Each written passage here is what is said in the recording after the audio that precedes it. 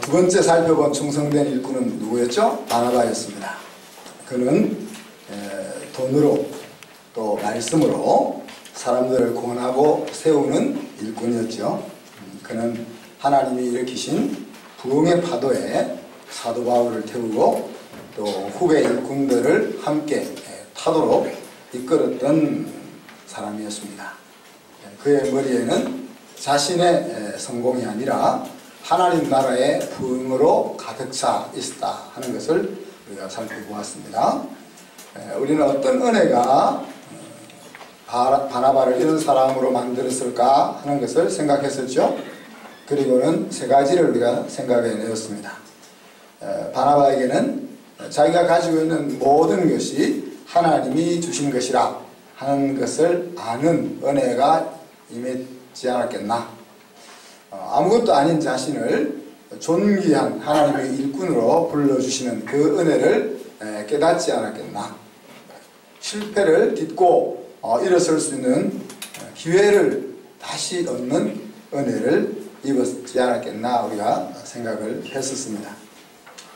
한 주간 여러분 잘 생각해 보셨는지 모르겠습니다. 하나님께 나는 어떤 사람으로 불리고 싶은지, 그리고 나랑 가까이 있는 나를 사랑하는 사람으로부터 어떤 사람으로 기억되고 싶은지, 그렇게 되기 위해서는 나에게 어떤 은혜가 필요한지 그것을 생각하고 기도하였겠죠? 네, 그래도 모기 소리만한 소리가 있어서 참 다행입니다. 듣고 행하는 자가 복이 있을 겁니다.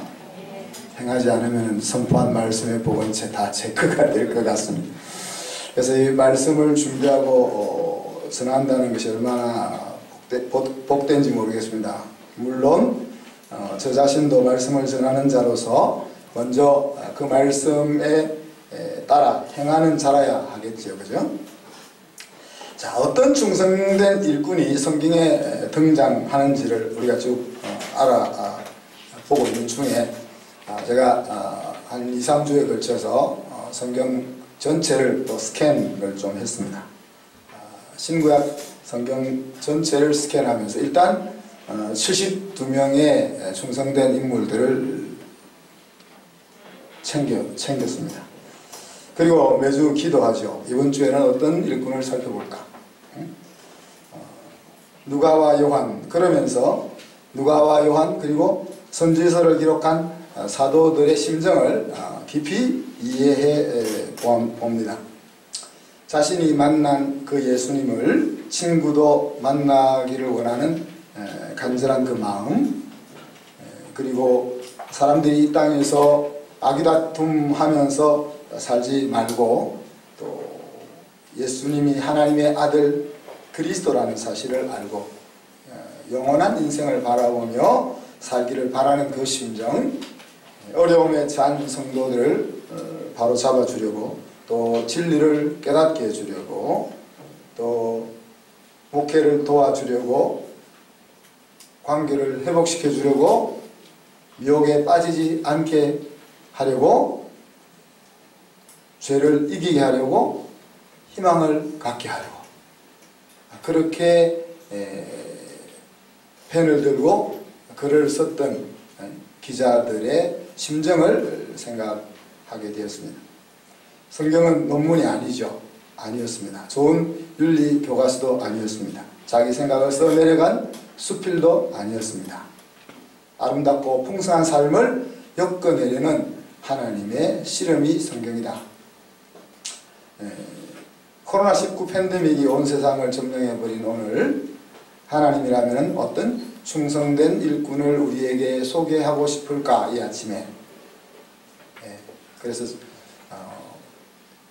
이리 갔다 저리 갔다 하다가 결국 모세의 부관이었던 여호수아에게 이스라엘을 전적으로 책임져야 하는 리더의 자리를 던지는 그 상황에서 하나님께서 하신 말씀들을 나누기를 원합니다.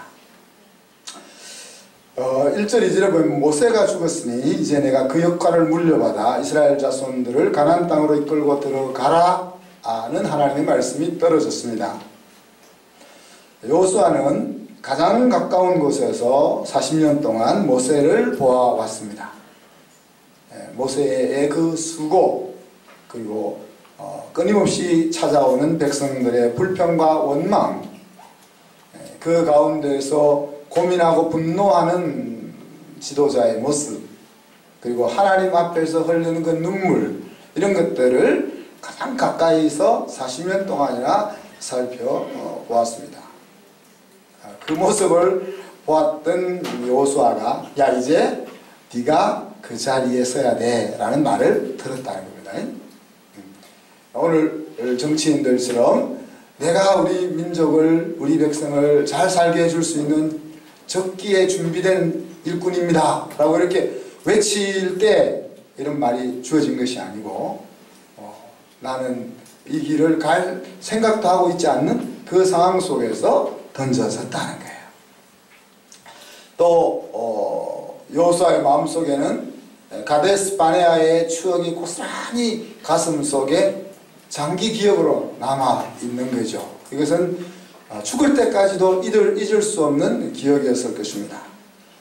그곳에는 장대한 거인족이 있었고 함께 생사고락을 같이 했던 10명의 청년 장군들, 그들의 군기를, 정신을 잃어버리게 만들었던 그 상황들, 그리고 그로 인해서 온 이스라엘 백성들의 마음이 녹아버렸던 그 장면이 마음속에 고스란히 기억되어져 있는 거죠. 그러한 상황을 만났을 때 여호수아의 마음속에는 두려움이 머리 끝에서부터 발끝까지 찾아왔을 것입니다. 두려움이라는 것은 상황과 느낌과 관련이 되어 있죠. 그죠? 사실과 마음과 깊이 연관이 되어 있습니다. 사실과 이 느낌이라는 것은 서로 상호작용을 하는 것들입니다. 이 상호작용의 비율은 개인과 사회가 형성해 놓은 신뢰성에 따라서 각각 다르게 나타납니다. 서로 간의 신뢰도가 높은 공동체일수록, 또 내 마음속에 신뢰도가 튼튼하게 세워진 사람일수록 사실과 느낌 사이에 괴리감은 적어지는 거죠. 그래서 우리가 영유아기 때 아이들이 주변으로부터 어떤 보살핌과 관심을 받느냐 하는 것이 그 아이의 내면적 신뢰성에 가장 큰 영향을 미친다, 그렇게 이야기합니다. 물론 아이가 자라면서 경험하게 되는 주변의 환경과 교육도 영향을 끼치겠지만 영유아기 때와는 비교할 수 없는 거다. 어떻게 보면 70, 80%, 90% 이상이 우리가 교육해야 되겠다라고 생각하는 이전에 형성되어 버린다는 것입니다. 그래서 우리는 이것을 정서적 안정성이라 그렇게 부르는데, 이 정서적 안정성의 지표가 사람이 행복하고 승리하는 인생을 살아가는 데 있어서 중요한 인자라 하는 겁니다. 그래서 정말 교육을 하려면 책상에 앉기 전, 우리가 아직 교육이 필요하다고 생각하기 전 영유아기가 가장 중요한 시기인 것입니다. 이론적으로는 어느 정도 공감을 하고 있었던 내용이지만은 사실 15년에 우리 CSIS를 운영하면서 또 아이들의 교육 현장에서 직접 경험하고 피부로 느끼는 면에 있어서 정말 그렇다. 제대로 된 교육을 시키려고 하면 할수록 부모에게로 우리 아이들보다 부모에게 더 집중이 가야 된다는 생각을 가지게 되고, 제대로 된 교육을 하려고 하면 할수록 우리가 우리 아이들을 책상에 앉히기 그 이전에 교육에 더 신경을 써야 된다는 것이 피부에 와 닿는다는 겁니다. 그래서 제가 유아학교가 시작되어야 한다, 그렇게 외치고 있는 거죠. 함께 마음과 기도를 모아주십시오.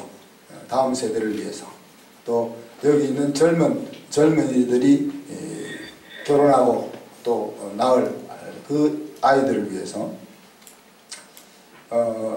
그렇지만 이제 지나버린 이 실수, 어떻게 보면 실수라고 말하기보다는 너무 커서 실패라고 말할 수 있는 그 실패를 되돌릴 수 있는 유일한 길이 있다면 뭡니까? 복음밖에 없는 거죠. 우리가 몰라서 우리도 부모로부터 당했고, 우리가 몰라서 우리 자녀에게 물려줬던 이 실패를 뛰어넘게 줄 수 있는 유일한 길은 복음이다. 우리 배성주 전도사님 아직 기회가 있는 거죠. 실패 안 할 수 있는. 예수님과 하나가 된 어리석은 사람으로 살지 않으면 복음은 복음이 되지 않습니다. 그래서 우리는 복음이 어느 시점에서 멈춰버렸는지 살펴보아야 합니다. 안디옥에서 우리가 너희가 그리스도인이라, 너희는 예수와 하나 된 어리석은 사람이라는 그 소리를 들었었는데, 교회에 들어오는 것에서 복음이 멈추었는지, 말씀을 읽고 기도하는 자리에서 멈춰버렸는지, 마음의 위로를 얻는 곳에서 멈추었는지 생각을 해보아야 한다.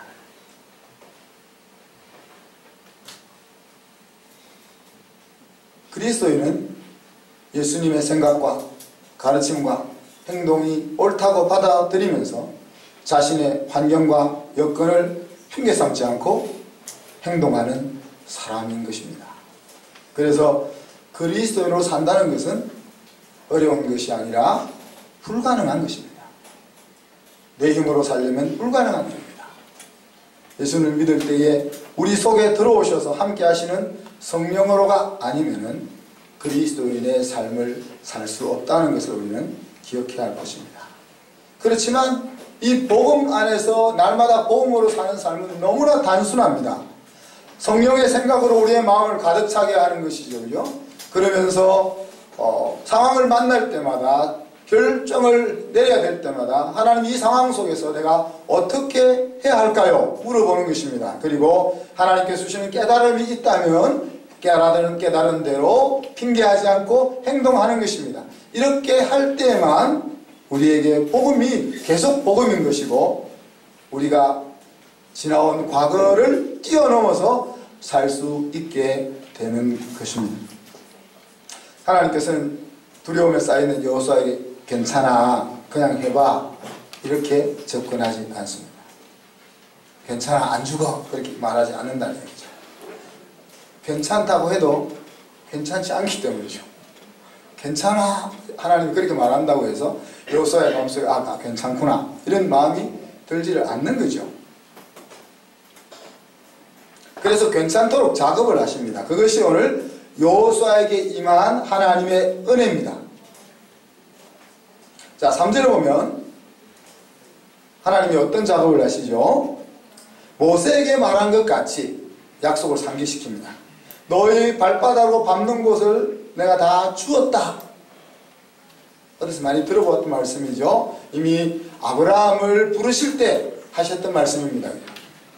그리고 그 말씀은 계속 믿음의 선배들을 통해서 전성되어 왔고 모세에게까지 들려졌고 이제 여호수아에게 들려지고 있는 것입니다.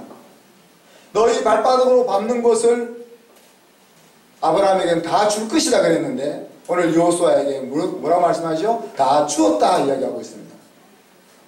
너가 싸움을 잘 싸우면은 가나안 땅을 얻을 것이고 너가 잘 못 싸우면은 가나안 땅을 점령하지 못할 거야, 이 말이 아니고 너는 이미 가나안 땅을 얻었어. 너가 싸워야 될 전투는 이미 승리한 전쟁이야. 하나님이 그렇게 말씀하고 있는 거죠. 이것이 우리가 싸워야 될 믿음의 싸움인 것입니다. 무엇을 얻기 위해서 우리가 열심히 수고하고 노력하고 애쓰는 것이 아니라 이미 얻은 싸움을 싸우는 것입니다. 대부분의 이단들은 얻기 위해서 싸우려고 하죠. 몰몬, 또 여호와의 증인, 대표적인 열심을 내는 이단들이잖아요. 그들은 14만 4천 명에 들어가기 위해서 열심을 냅니다. 몰몬 교도들은 청년회 때 2년간 해외 선교를 가게 합니다. 여러분, 청년들이 대학을 졸업하고 직장을 가기 전에 야, 2년 동안 너 하나님 주신 은혜가 크니까 선교지에 가서 교육 봉사를 하고 와라. 그러면은 여러분 가겠어요? 네. 제가 몇 년 전에 Teaching for America의 그 히스토리를 읽고 감동을 받았죠. 왜? 아이비리그에 나온 그 젊은 청년들, 너희들이 아이비리그에 나와서 좋은 교육을 받았다는 것은 너희들이 사회로부터 그만큼 많은 혜택을 받은 것이기 때문에 너희들은 그 혜택을 사회로 돌려줘야 된다. 그래서 미국의 공교육이 땅바닥에 떨어져 있는 상황 속에서 너희들이 받았던 그 혜택을 그 무너진 공교육의 자리에 가서 2년 동안 봉사해라.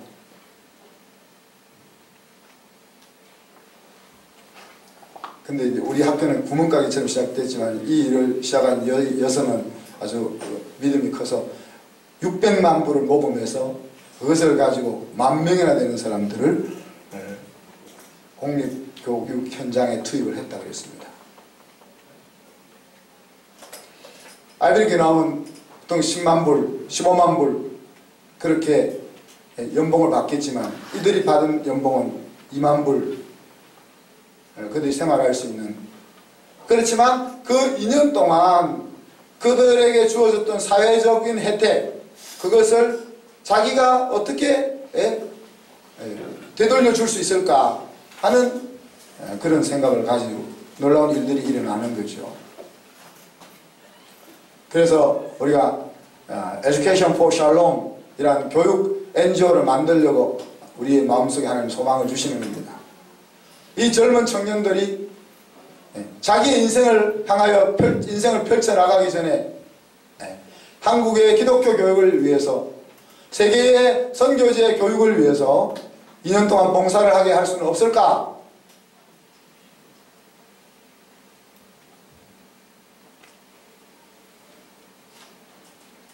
제가 믿음이 없어서 빨리 시작을 못하고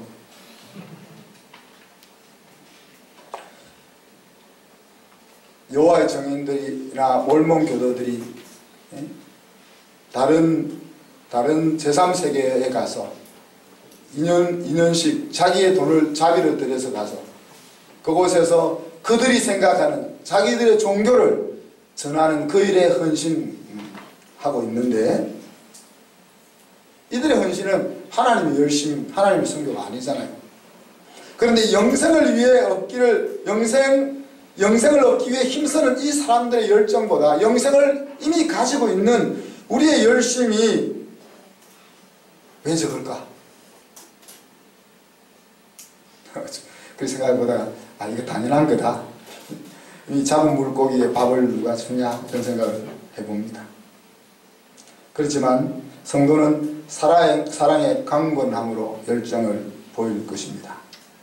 그리고 그렇게 될 때는 무엇을 얻기 위해서 열심을 내는 것과는 비교할 수 없는, 그래서 히브리 11장에서는 세상이 감당할 수 없는 그런 놀라운 일들이 사랑의 감동을 통해서 열정으로 나아가는 그리스도인들의 삶을 통해서 일어날 것입니다.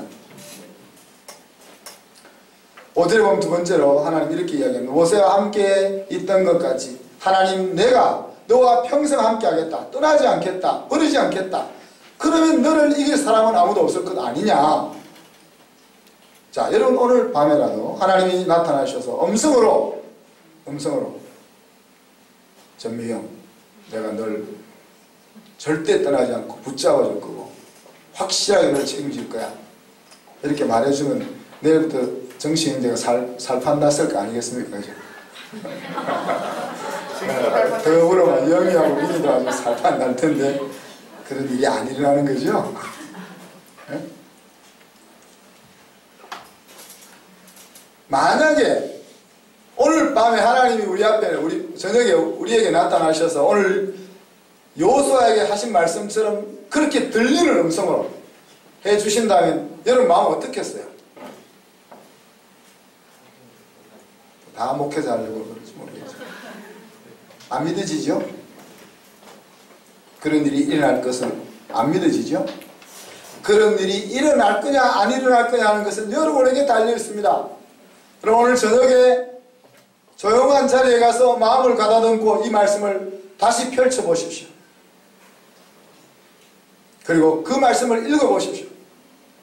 여러분이 그 말씀을 펼치고 읽을 때 하나님께서 여러분에게 말씀하실 것입니다.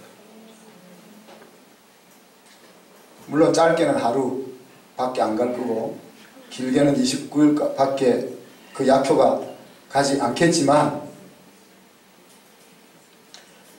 그래서 매일 눈을 떴을 때 하나님이 제일 먼저 생각나는 포맷을 할 수 있기를 제가 원하는 겁니다. 여러분, 새벽에 일어나서 여러분이 얼마나 많은 시간을 성경을 읽고 기도하느냐 하는 것보다 새벽에 하루의 첫 시간 누가 떠오르느냐, 어떤 것이 생각나느냐 하는 것이 중요하다는 이야기입니다.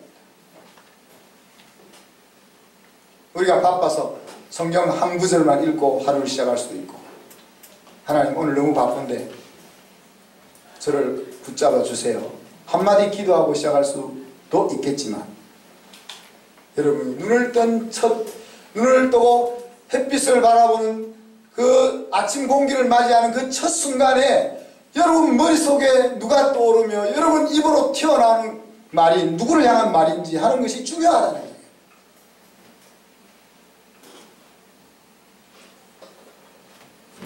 그리고 하루 일과를 마치고 눈을 감기 전에 어린 자녀들이 있다면 자녀들이 잠자리에 들기 전에 하루를 돌아보고 감사하고 또 다음 날을 기대하는 시간을 갖는 그 삶의 패턴을 만들기를 원합니다. 매일 하나님 앞에 보고하는 생활을 통해서 영원한 세상을 흐트러짐 없이 준비할 수 있게 해줄 것이기 때문에 그렇습니다. 마지막 세 번째로,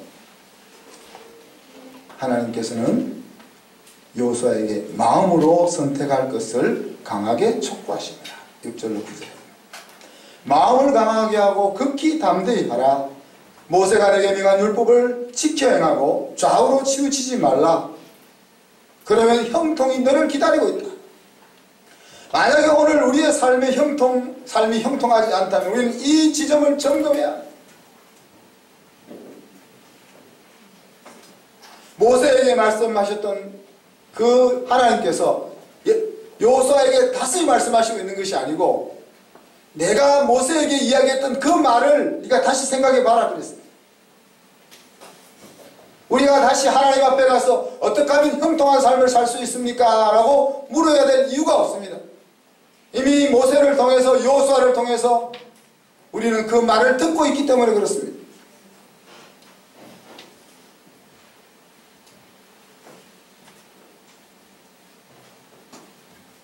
모세가 가르쳐준 그 말씀을 여호수아가 제대로 지키고 좌로나 우로나 치우치지 아니하면 여호수아의 인생은 형통하다는 이야기입니다. 그것은 우리에게도 동일하게 적용될 것입니다. 우리가 하나님이 주신 그 말씀을 가슴속에 새기고 좌로나 우로나 치우치지 아니하며 말씀을 따라 살면 어떤 길을 가더라도 우리는 형통할 것입니다. 그런데 왜 형통하지 않냐? 그렇다면 내가 정말 이 말씀 앞에 서 있는지를 돌아보아야 됩니다. 형통으로 준비되어 있는 길이 아니고 그 옆길로 들어가 있으면은 아무리 열심히 달려도 형통을 만날 수는 없는 것입니다. 이 말씀을 두 번째 반복합니다. 그죠? 두 번째 반복하실 때는 뭐라고 합니까? 오직이라는 말을 덧붙였습니다. 오직이란 말은 뭐예요? 다른 길은 없다는 거죠. 너 형통한 것에 대해서 혹시 다른 길이, 쉬운 길이, 너에게 익숙한 길이, 너가 좋아하는 길이 있을 걸 생각하지 마. 이것밖에 없어. 그리고 또 덧붙이는 것은 주야로 그 말씀을 묵상해야 돼. 베레아 성도들처럼 말씀이 그러한가 하여 마음속에 들려진 그 말씀이 정말인가? 하나님의 말씀은 뻥도 칠 수 있잖아요. 하나님도. 하나님의 말씀이 뻥을 치지 않는다고 여러분 믿으면 그대로 행동이 나와야 되는데, 그래서 하나님도 네가 11조를 드려봐라, 내가 뻥 치는지 안 치는지 확인해라, 그렇게 이야기하시잖아요.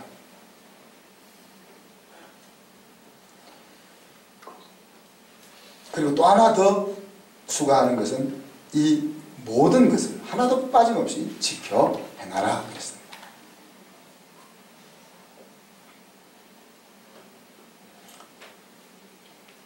그러면서 한 번 더 세 번째 반복을 합니다. 똑같은 말을. 하나님인 내가 너에게 명하는 것이 아니냐? 내가 책임질 일이다. 너가 할 일은 순종하는 것만 하면 돼. 세 번째 반복하고 있습니다. 그러면 너가 어디로 가든지 내 하나님 나 여호와가 너와 함께 할 것이다. 그렇게 이야기하죠. 너가 무엇을 하느냐가 중요한 것이 아니라는 말입니다. 우리가 그렇게 이 머리를 싸매고 갈 길을 알려달라고 하나님 앞에 나가 기도하고 난리법석을 떠는 것이 중요한 것이 아니라는 거죠. 하나님이 손을 들어주시는 그 방향으로 들어서기만 하면 엎어져도 복이 되는 인생이라는 이야기입니다.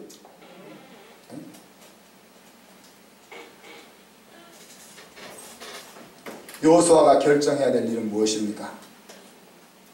이것이 믿음이고 신앙인 것입니다. 마음을 강하게 먹고 담대해지는 것입니다. 두려워하지 않는 것입니다. 정신을 잃으면 모든 것을 잃는 것이기 때문에 그렇습니다.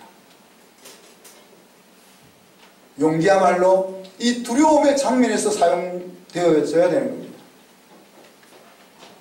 믿음이야말로 보이지 않는 불확실한 상황 속에서 사용되어지는 것입니다.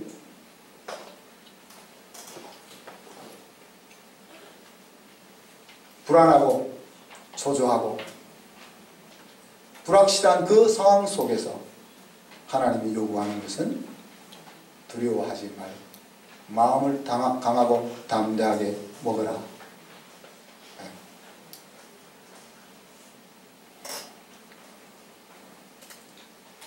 코로나19 팬데믹의 터널 안에 있는 우리는 두려움이라는 보이지 않는 적을 만나고 있습니다.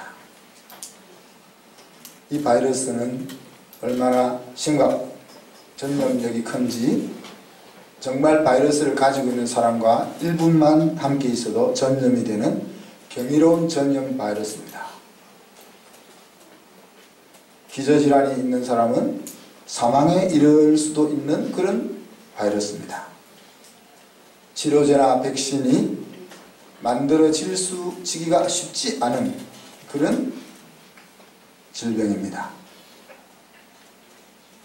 어리석게 만용을 부리는 사람들로 인해서 불확실한 위험들이 수시로 튀어나오고 있는 상황입니다. 경제를 멈추게 해서 겪는 경제적 어려움으로 온 세계가 몸살을 앓고 있는 그런 두려움입니다. 두려움은 우리로 조심하게 하는 그런 기능도 있지만 우리의 머리와 우리의 사회를 얼음으로 만들어버려서 이성을 사용하지 못하게 만드는 치명성을 또한 가지고 있습니다.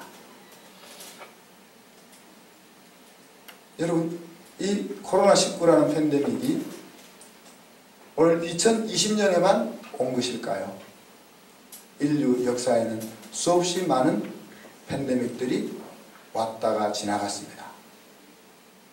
그리고 코로나19라는 팬데믹이 아니라도 우리는 미래에 대한 수많은 불확실의 두려움 속에 살고 있습니다. 우리 청년들은 갈 직장이 없는 두려움, 미래에 소망이 없는 두려움, 내가 아무리 수고해도 일어설 수 있을까 하는 염려, 수많은 두려움 속에 우리가 노출되어 살고 있습니다. 그럼 이런 두려움 상황 속에서 오늘 하나님께서 우리에게 하시고자 하는 말씀은 무엇이겠습니까?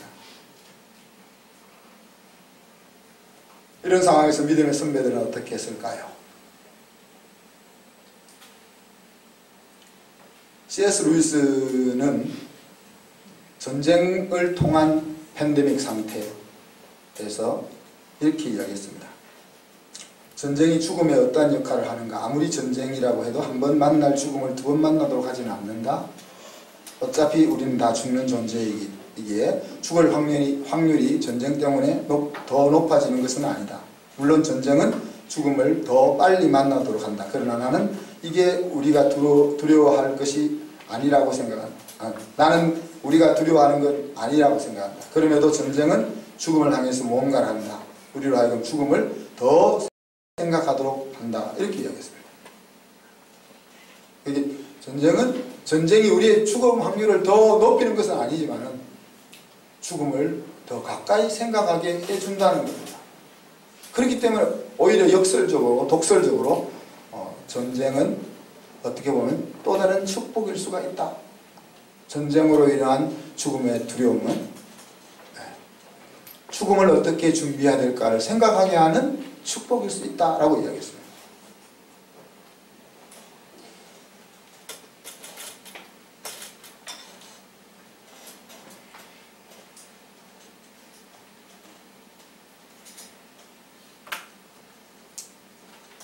서기 249년과 262년에 서구 문명사회에 인류가 역사가 손꼽을 만한 끔찍한 전염병이 와서 전 세계를 황폐케 했다고 합니다. 전염병의 이유는 정확하게 밝혀지지 않았지만 전염병이 극에 달했던 당시 로마에는 약 5,000명의 사람들이 매일 죽어나갔다고 합니다. 그 비극을 눈으로 목격한 교부 디오네시우스는 이렇게 썼습니다. 이 전염병은 기독교인과 비기독교인을 구분하지 않지만 가장 큰 영향을 끼치는 것은 비기독교인이다. 전염병을 대하는 기독교인과 비기독교인의 차이를 관찰했다는 이야기입니다. 그리고 이렇게 기록하고 있습니다. 전염병이 발병했을 때 비기독교인 그들은 병에 걸린 사람들을 쫓아내고 심지어 사랑하는 사람을 버리고 떠나거나 아직 죽지 않은 사람까지도 도로에 던져버렸다. 또한 매장되지 않은 시신을 먼지처럼 취급했다. 그렇게 함으로써 치명적인 전염병 확산을 막으려 했다. 그러나 아무리 노력해도 그들은 결코 전염병을 피할 수 없다는 사실을 알게 되었다. 이렇게 기록하고 있습니다. 그러나 이런 상황 속에서 교회 지도자들은 역사 속에서 팬데믹이 올 때마다 자기의 생명을 걸고 교회 성도들을 보살필 뿐 아니라 자기가 몸담고 있는 사회의 그 병자들을 섬기기 위해서 나아갔다. 그것이 팬데믹을 맞이하는 역사의 기록들입니다.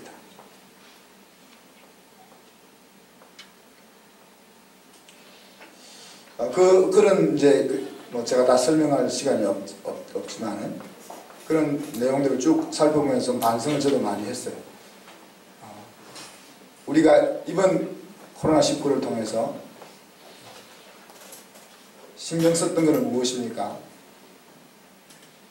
우리 자녀들의 보호, 또 우리 학생들, 우리 부모들을 어떻게 안전하게 보호할 수 있을까 하는 것에만 집중했다. 물론 그것은 당연히 해야 될 일이지만 그러나 이 사건을 통해서 하나님의 나라가 어떻게 될 것이냐 하는 것에 대한 시각을 갖지 못했다. 오히려 이 시기야말로 정말 그리스도가 살아있고 그리스도가 복음이고 기독교의 진리가 사랑이라는 것을 죽음을 걸고 행동으로 보여줄 수 있는 절호의 찬스가 아니냐.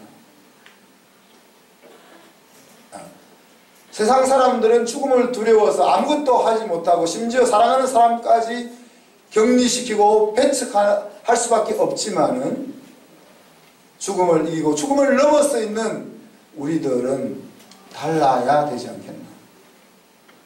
만약에 올 가을에 아직도 우리 코로나가 다 지나가지는 않았지만 코로나 팬데믹이 외국에서가 아니라 우리나라에 다시 찾아온다면 우리는 다시금 불확실과 두려움과 싸울 용기를 가지기 위해서 무엇을 갖춰야 될까를 생각해야 되겠다.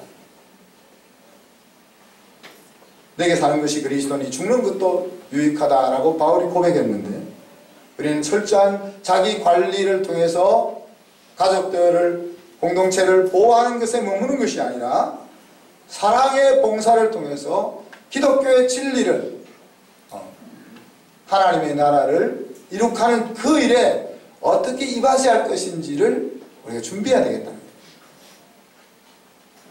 이그나티우스는 그렇게 봉사를 하다가 전염병에 걸려서 죽을 위기에 놓였지만은 그 죽을 위기에 놓여서 아름다운 시들을 적었습니다. 봉사를 하다 하나님의 영광을 위해서, 하나님의 그리스도의 사랑을 실천하기 위해서 봉사를 하다가 죽는다면 그것을 영광으로 생각했다 하는 이야기입니다. 그래서 제가 안고 있는 과제는 여러분들과 우리 학생들을 보호하는 그 차원을 넘어서서 어떻게 하나님의 나라 관점으로 움직이게 할 거냐, 이런 것이 이제 제가 하나님으로부터 받는 숙제입니다. 기도하겠습니다. 하나님 사랑과 은혜를 감사합니다. 코로나19만 우리를 두려움 가운데로 몰고 가는 것이 아니라 미래에 대한 불확실과 또 건강에 약한 부분과 우리 가정에 일고 있는 여러 가지 불협화음과 내가 감당하기 힘든 어려움들로 인해서 우리는 시시때때로 두려움 속에 쌓여 있습니다. 그러나 오늘 주님께서 여호사에게 찾아오셔서 살 길을 보여주시고 두려워 말라고, 강하고 담대하라고, 내가 너와 함께 한다고 하신 말씀을 우리에게도 들려주심을 감사합니다. 주님, 살고자 하는 자는 죽을 것이요 죽고자 하는 자는 살리라고 하신 그 말씀 우리가 기억하게 하시고, 우리가 더 이상 자기에게만 집중하는 삶이 아니라 하나님의 영광과 하나님의 나라를 바라볼 수 있는, 그래서 정말 어떤 상황이든지 하나님의 생명이 내 속에서 살아 역사할 수 있는 그 삶을 보일 수 있는 저희들이 될 수 있게 하여 주옵소서. 감사드리며 예수 그리스도의 이름으로 기도하옵나이다. 아멘.